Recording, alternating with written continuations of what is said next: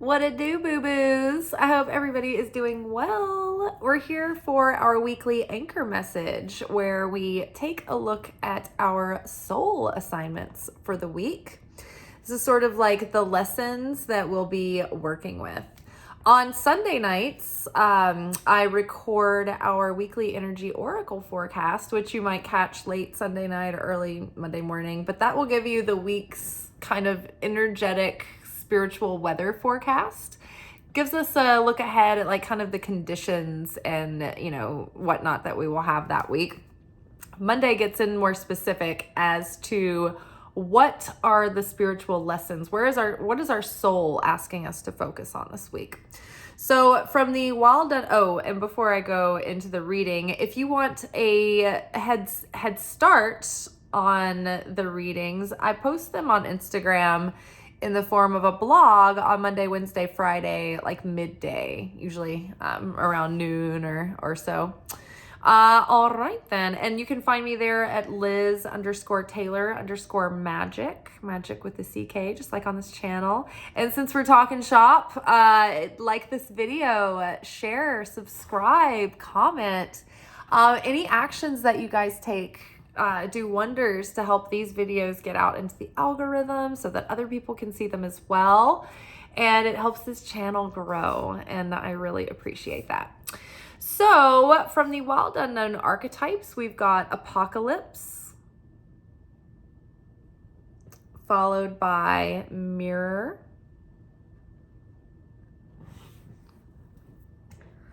followed by the temple. Giving us some clarity on apocalypse, we've got the Six of Swords.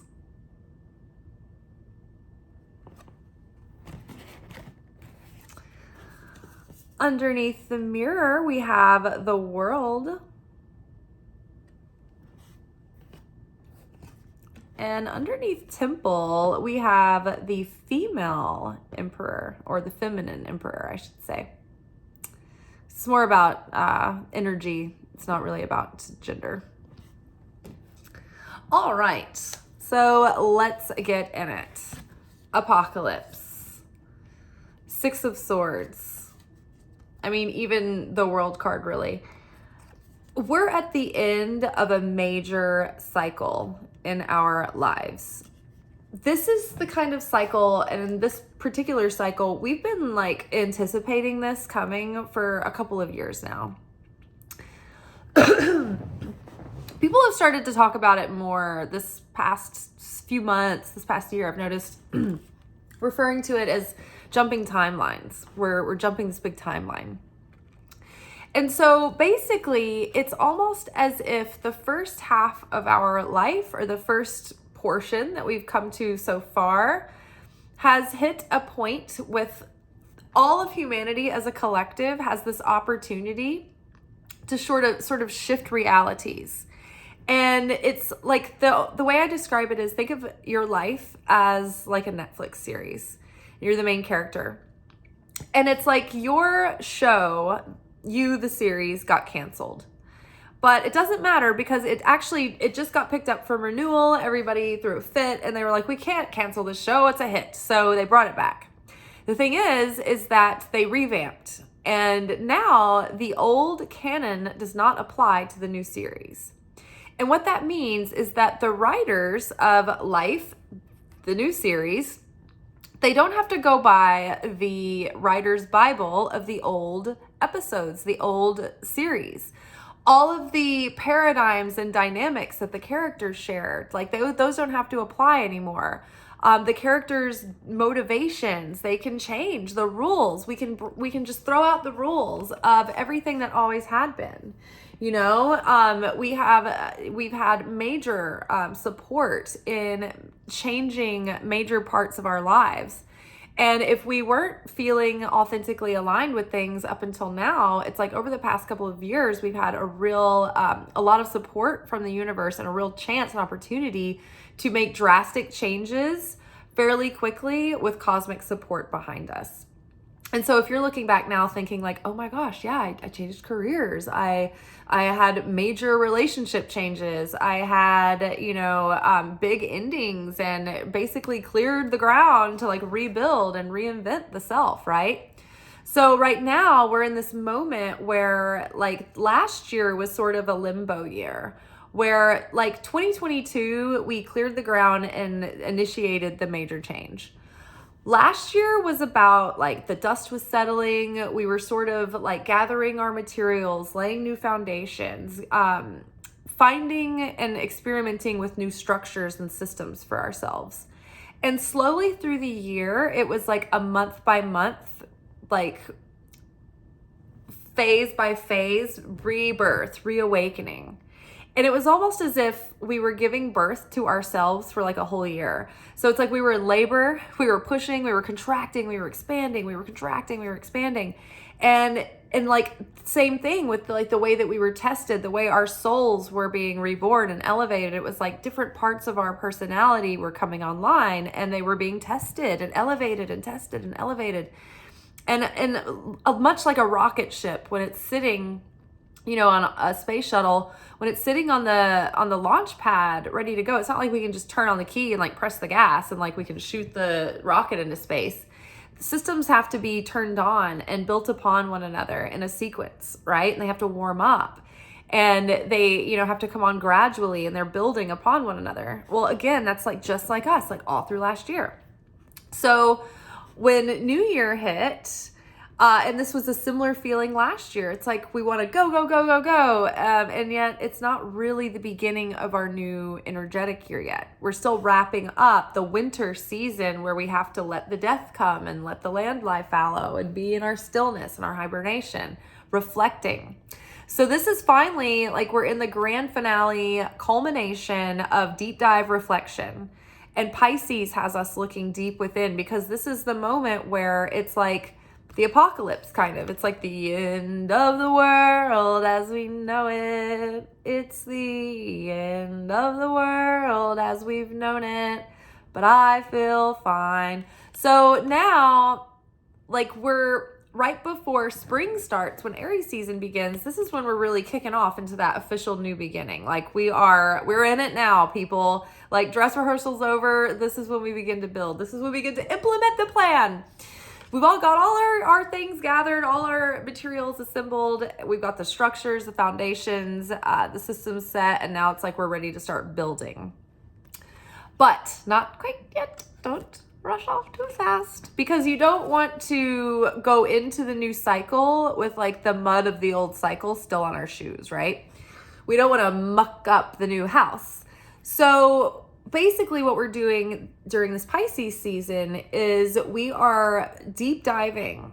And like, if you've noticed like a lot of revelation coming forward and enlightenment and, insights about yourself, right? Lately, it's like, deeper than understanding the broad strokes of our patterns and our tendencies. We've started to be able to dissect in more detail and hone in more specifically.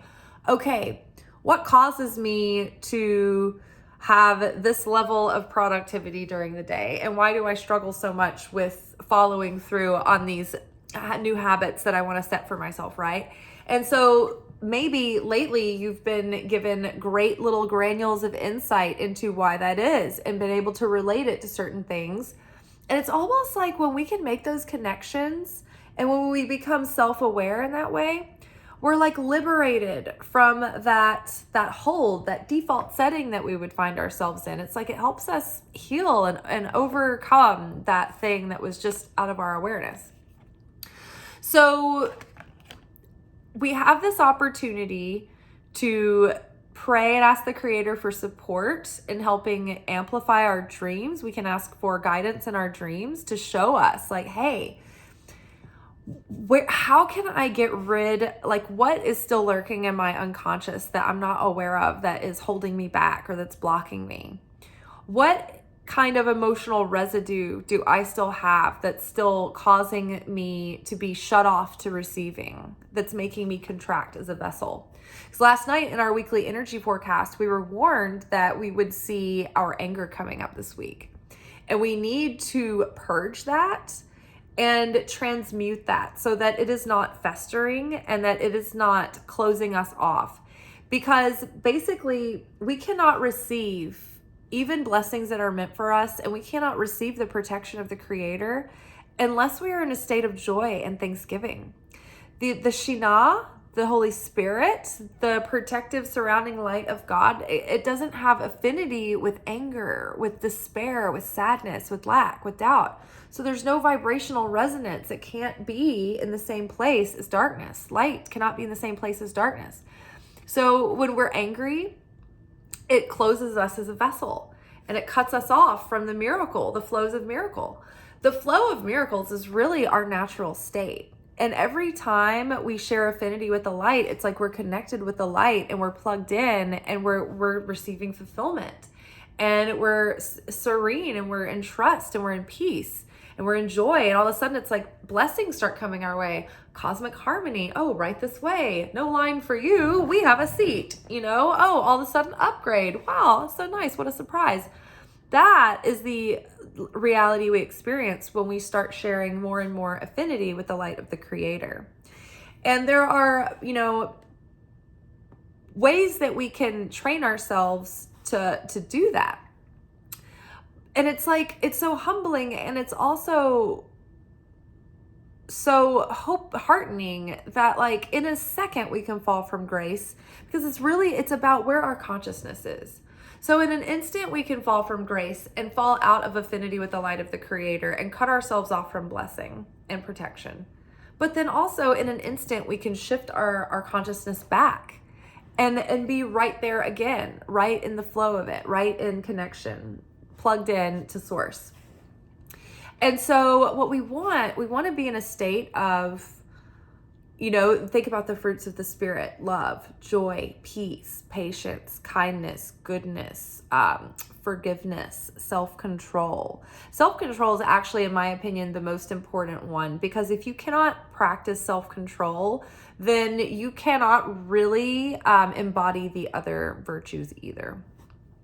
So another thing that specifically puts us in affinity with the light is to be in a state of cause consciousness rather than a state of effect consciousness. When we're in a state of cause consciousness, we are consistent. It's like our vibration, our mindset, our mood, our feelings, our thoughts, the quality of our thoughts, we have set that thermostat and it is staying, right? It is on 70 degrees. We're not going up, we're not going down. That thermostat is staying. And we don't change it. When we're in effect consciousness, every little thing that happens, we're like either, oh, I'm so excited. Oh, I'm so enticed. Oh, I need to buy now. Oh, I'm so scared. Oh, I'm so hungry. Oh, I need this. Oh, I feel lack. Oh, I'm in doubt. Oh, I'm uncertain. I need answers. I need control. It's like, then we become reactive and we're not in our sovereignty anymore. We're not in our divine human form. We're in our lower animal state that's reacting to, the circumstances, that's just trying to survive, that's just trying to put up defenses or make sure that we have, or it's like the flesh consciousness reaching for instant gratification instead of having the wherewithal to say no to the self for the sake of long-term fulfillment and long-term value. Let's see. So cause consciousness versus effect consciousness. And think about the Creator. The Creator is the cause of all. Even when we're praying to the Creator, we're not changing the Creator's mind. The Creator is unwavering. The Creator is eternal. Eternal is not fluctuating. It's constant. It's perpetual. It's unchanging. So that's what we want to share. We want to share that eternal nature with the Creator. Consistent. I'm fulfilled. I'm in trust that everything is fine. Therefore, I have inner peace. I'm in a state of unconditional love. I am unchanging. I'm unwavered. Oh no, that thing pissed me off. Completely fall from grace in an instant. Oh, this is great. It just showed me my weakness. I gotta close the gap. Okay, I'm happy again, right? Back in grace. So cause consciousness versus effect consciousness. There's also builder consciousness versus destroyer consciousness. Builder consciousness wants to build and encourage and expand and grow things. Destructor consciousness is selfish and it needs things to fail in order for the self to get ahead, or it wants to break someone down or break their spirit or, break down a situation. And a benign destroyer consciousness would be hiding in plain sight. Sorry, plumbers, but the plumber is a great example.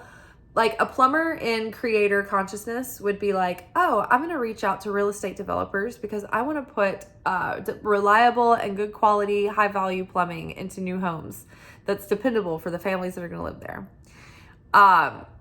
A destroyer consciousness plumber would be like, yes, it's going to go below freezing. Plenty of people's pipes are going to rupture and then I'll have plenty of business, right? That's kind of like where you can see where an innocent person can easily slip back and forth depending on the quality of the seed level of their consciousness. And so then there's, the consciousness of love versus fear, right? Trust, abundance versus lack, and fear and doubt. So, this is all about, at this moment, the apocalypse, the end of one world. And now it's like the revelation is becoming embodied, and we have, a new world that we're moving into, right? The age of Aquarius. It's like this new way of thinking, and it's going to be collective, but it starts at an individual level. And so here we have 6 of Swords with this apocalypse, and it's like, okay, all right, we're almost out of the storm. We've come through the struggles that have been plaguing, our mind and our thoughts and our consciousness. The Sword suit is about our thoughts. It's about the quality of our consciousness, it's our mental landscape. It's the way we communicate. It's words. So, the 5 of Swords, it's like we've just been in an argument. We've just had a lot of like words swapped back and forth, maybe some unpleasantness, maybe some unfortunate, unpleasant conflict and competition, right? And so the 6 of Swords is coming through a difficult period and coming through the storm and seeing that there are brighter days ahead, holding on to hope, holding on to that anchor, that grounded anchor of source, right? We're tapping into source as our guide, as our provider, as our protector. But in order to stay in alignment with source, our guide, our protector, our provider, we have to stay in a state of joy and gladness. If we're sad, if we're angry, it closes the vessel, seals it off, because we don't have vibrational resonance is the reason. It's not because of a judgment like you're bad, you messed up, you don't deserve. That's not it at all. It is literally about the law of affinity of form, the law of attraction, the law of vibrational resonance. So we're coming through the difficulty, but it's up to us to cultivate and choose our consciousness, to stay grounded, to stay plugged into source through prayer, through, a daily spiritual routine, right? And we have to choose it over and over and over again. It has to be a discipline. It has to be a devotion, right? We have to maintain our consciousness, and we don't want our subconscious or our unconscious patterning controlling us anymore and driving the ship, because that's what keeps us in the storm. So we're wanting to, look at the brighter days ahead. We want to let go of the past, and we want to be fully ready to step into a new world, a new timeline, a new life, a new version of ourselves. But we do have to decide, very decidedly, when we catch ourselves in that mental state where we've got, dense, negative, dark thoughts replaying on a loop, ask yourself, is this worth my peace? Is this worth falling out of affinity with the Creator? Because is this worth cutting myself off from my blessings and being in the flow of harmony with my destiny? Because think about back to the metaphor of the show, of the script. It's like every day is a new episode. And every night in our sleep, our soul leaves our body and goes to have like a little miniature judgment day. So we're kind of having like a miniature death every night when our soul leaves our body, which leaves us vulnerable. And that's why we need to protect our bedrooms and our beds and say our prayers before we go to bed. But so our soul goes to the upper realms, and it goes before the very council that's giving us our assignments now. And they're like, okay, how was your day? Like, your soul backslid in some ways. It was elevated in others. You know, you let your ego get in this kind of tiff, and you evil-tongued here where you could have not. But overall, like, you know, did you healed some things, you corrected some things. And so, you know, we're evaluated every night. And you might kind of vaguely remember dreams where you like go to university or places like that. Well, through that judgment, through our sleep, we wake up the next day, and it's as if our script has been written the night before. And if we can transmute our darkness, we can do that spiritual alchemy of turning our lead into gold. Every time that we overcome ourselves, every time we face a fear, every time we forgive, every time we shift our consciousness from a lower state to a higher state, we rewrite our destiny, and our destiny shifts. And maybe this episode of today was going to be a little bit shittier, but because we were able to try just a little bit harder and make a little bit more progress, it's like maybe we don't get that flat tire tomorrow. Maybe instead there's a hot guy in front of us at the grocery store that we talk to. Right? So part of the deep dive of the offer this week is that there's going to be mirrors held up to show us what has been just out of our awareness. That moon, it represents, you know, what is unseen, what's just out of our awareness, what is unknown. It can represent the subconscious and unconscious. It can represent secrets. It can also represent our dreams, because the astral realm is where we have the nightly dreams happen. So again, Pisces season is great for enhancing our dreams. And you can ask the Creator before you go to sleep to have communication in your dreams about how to direct you, what needs to heal, what is like the prominent block in your situation right now that's holding you back from aligning with your destiny. And like, this is a huge plot point. This is a huge, you know, timeline jump. So it's like our big destiny, like we can change so much. We can drastically have a new, different experience of life going forward. But it's going to be up to us to try to clean this stuff up going forward now, and being different and choosing to be different.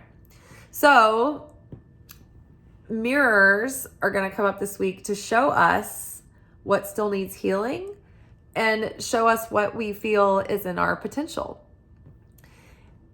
There's pleasant mirrors, and then there are unpleasant mirrors that we are shown, and we need to be equally grateful for both and equally excited. Because if we can be excited about a shitty mirror, it's like then we get extra points.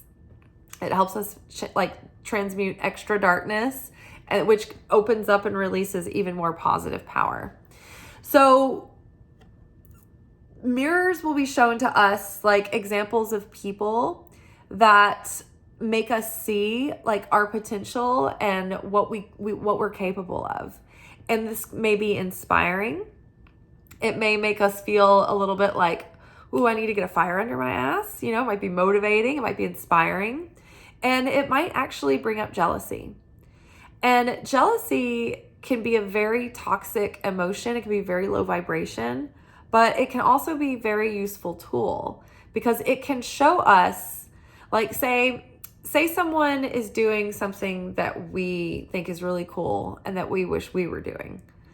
Well, instead of hating on them for it, you can be like, oh, I'm probably seeing something in them that shows me some of my potential and some of the things that I want to do that maybe I didn't think was possible, or maybe didn't give myself permission to do.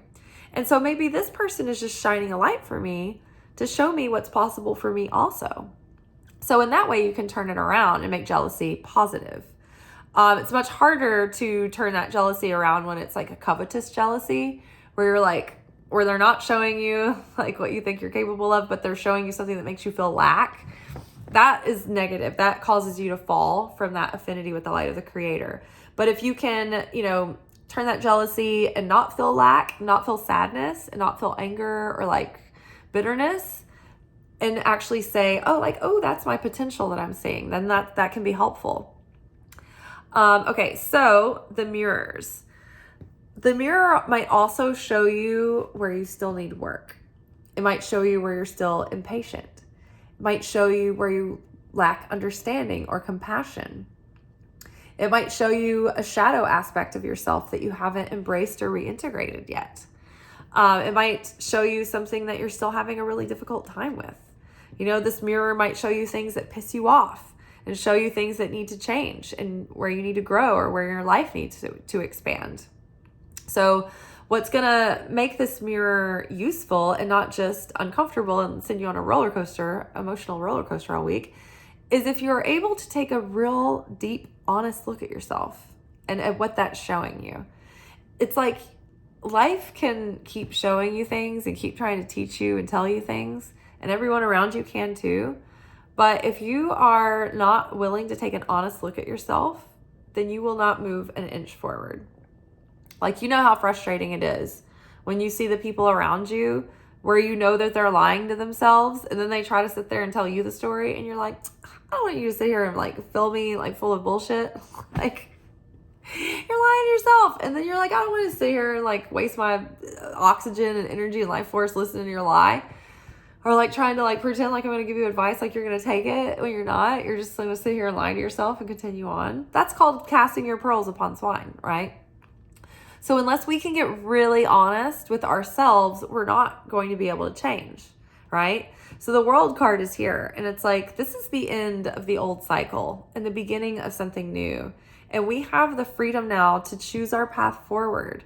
So best set yourself up for success and stop falling into those same old pitfalls, the same unconscious beliefs, the same limiting beliefs, the same negative tape that starts in your head when you're comparing yourself to others, or the same angry tape that plays when you think of that person that really grinds your gears and pisses you off. And believe me, I have my problems with this too.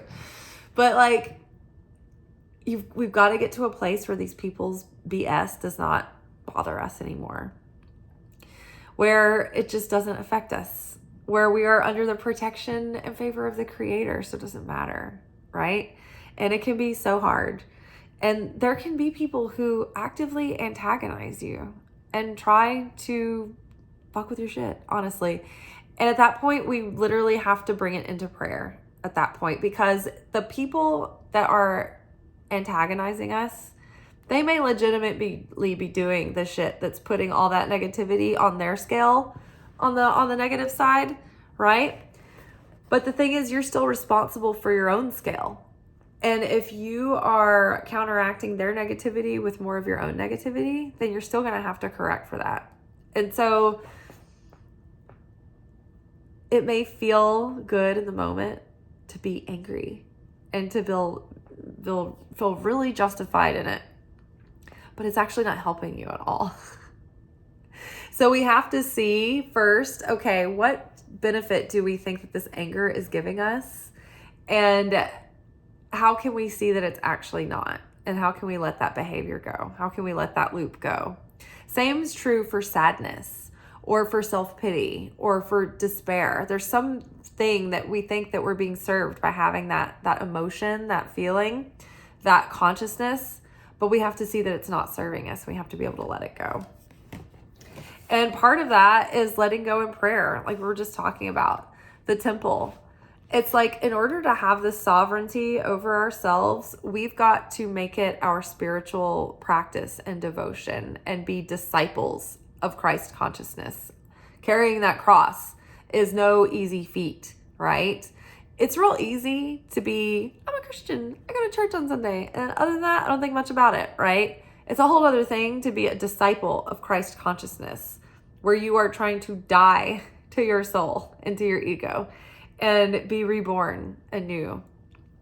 And it's easy until that one thing that's ooh, that's our heart, that's our soft spot. It's that's the very thing we got to be working on, because that's the thing that's blocking us from having cosmic sovereignty over our consciousness, over our ability to be conscious co-creators manifesting, our destiny with Creator. The feminine emperor. So in the Mystical Moments Tarot deck, some of the face cards have both the masculine and feminine version of the character, along with an additional feminine version of the masculine character. And so that basically comes up with the kings and the emperor. And so how I explain that is that, like, when you get into the wands suit, the cups, the pentacles, whatever, the page, the knight, the queen, and the king are like our levels of progression and mastery within the specific themes of that suit. So the king has mastered all of the qualities, both masculine and feminine together. He's mastered all the aspects of the archetypes of the page, the knight, and the queen, and the king up until then. The feminine king, I'm sorry, I misspoke before. I'll just speak further. So the feminine king, the feminine emperor, they fully mastered the feminine qualities of the suit and the masculine qualities of the suit, and they've been able to bring that balance into union within the self. So if the emperor is all the kings put together, then the feminine empress has literally mastered, to some degree, every suit, and has been able to integrate the masculine and feminine aspects of each suit effectively to have a level of self-mastery that is significant. Going into this next cycle, it's like, but what we need to do in order to really be able to embody this level of consciousness and be able to hold that for more than a couple of seconds at a time, we've got to be willing to look at what's making us uncomfortable to look at this week. The mirror, right? Triggers, people who piss you off, the things that are making you sad, the things that are, grinding your gears, making you impatient, the things that make you wish that you had done this or that, or make you feel like a longing, like, oh, I feel like I'm capable of doing this, and I feel like I can be this. We have to look right at those, because this is going to be showing us the exact work we need to hone in on in order to unblock ourselves and to really move forward and up level and be able to have a drastically new experience. And to appreciate, these triggers, the mirrors that are going to be shown to us. It's like the greatest thing we can do is be happy and grateful for the discomfort, because it's an opportunity to be able to get rid of something that would have been causing us problems right off the bat, right? It's like having a virus in your operating system when you've just gotten a new computer, right? And you're like, oh my God, everything that I do from now until Kingdom Come is going to be tainted. It's going to be more difficult than it needs to be. No, we're looking deep down, and we're drastically changing so that we can be drastically different, so we can have a different experience going forward. But in order to have a different experience, we have to be different. We have to let things be different. We have to let things change. We have to be different. We have to think about things differently, and we have to behave and show up differently, which means we can't go back into our default reactive settings, which requires restriction and discipline and presence in the moment and sovereignty over self and consciousness. All right, y'all, I've run out of steam. I'm tired, and I've said all we need to say tonight. Y'all be good, but not too good. Behave yourselves, but be a little bit bad sometimes. But not too bad. But not too good either. Just nice balance. Sugar and spice and everything nice.